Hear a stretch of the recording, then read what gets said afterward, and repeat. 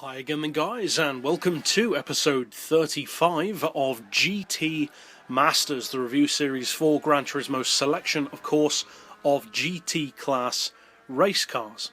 And in this particular pick we're featuring an interesting model, because this car is one of quite a few different high performance versions, specifically racing versions of the Honda NSX, which are featured on Gran Turismo. And more specifically, this is one of two fictional NSX-based vehicles, the NSX-R LM. Now, of course, we have the road version, which is a hugely popular car, one of the coolest Polyphony digital original vehicles, and one of the most effective road cars in the game. And we have this version, which is the LM race car. Now, interestingly, the road car is actually more powerful than the racing version, which is kind of unusual, but does sometimes happen. So the question is, how does this car in particular compare to the other options that you have within this kind of category? And also, being as it is an NSX with lots of not only GT class but also Super GT class machines on the game, how does it compare to those as well, the GT500 JGTC or JPGT versions? Well, I would actually say straight off the bat that this is a superior handling vehicle to all of the JGTC spec NSXs, by far.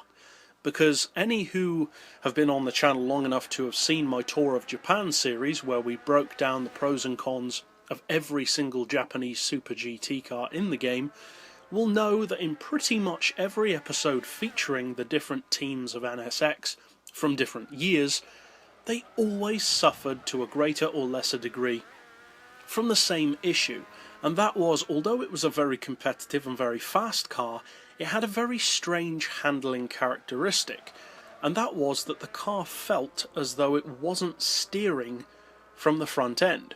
It felt more as though it was steering from the middle, almost like it was pivoting around corners rather than turning around them. And that makes it very strange to drive, especially in comparison to something like a Supra or a Skyline within that kind of racing category. With this vehicle, that's not the case at all. It's a completely different handling machine, and I would say a significantly better one. This is how I wish those cars handled, because the handling on this car is excellent. It can take corners as an NSX should be capable of taking corners, because the LM Road version is a brilliant track car. The NSX Type R, the normal real version, is, I would say, the best all-round NSX in the game, the premium one, and is, especially for its power, a phenomenal performance machine capable of giving insane lap times around the Nürburgring Ring. And the fact that this is actually a racing version which lives up to what the NSX should be and how good it should be, that's a great thing. I'm really happy to be able to say that, because a lot of people really love the NSX, and to be honest, the Super GT versions kind of put me off the NSX race car as a general concept, in effect. This version, though, does it justice. The handling is brilliant. Now, that's not to say, of course, that you can't smash into a wall or spin out or lose control, but the handling, I would say, is far more traditional on this car. It feels much more like a machine that can genuinely take on the other cars of this series. Now, in terms of sheer spec, we already alluded to the fact that it is less powerful than the road version, but what kind of exact spec do you get? Well, you don't get a huge amount of torque, which isn't surprising for a Honda. They don't tend to go for torque. So you get 456 foot-pounds of torque. For power, though, it's certainly not lacking.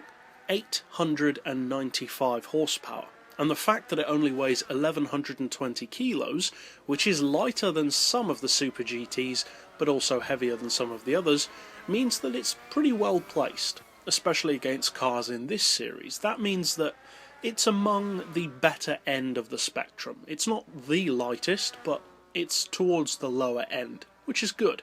For horsepower per tonne, it sits at just a fraction under 800, which is a good round figure to have, and the PP, I'm glad to say, is not too high. It's very easy for it to be extremely high on these models, and if I remember correctly, the Super GT versions do have a higher PP than this vehicle.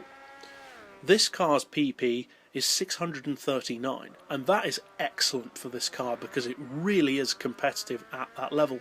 In fact, I would say that this is possibly one of the best race cars in the game for that kind of PP level, because this car manages, as some others do as well, to balance the fine line between GT and LMP characteristics. Because when you reduce an LMP down to this kind of PP, say 600, 620, 625, you have to sacrifice a huge amount of your power and potentially even some of your weight advantage. With a GT machine you can typically have more power, but they tend to not be able to handle or indeed go in a straight line as quick as an LMP, especially for acceleration.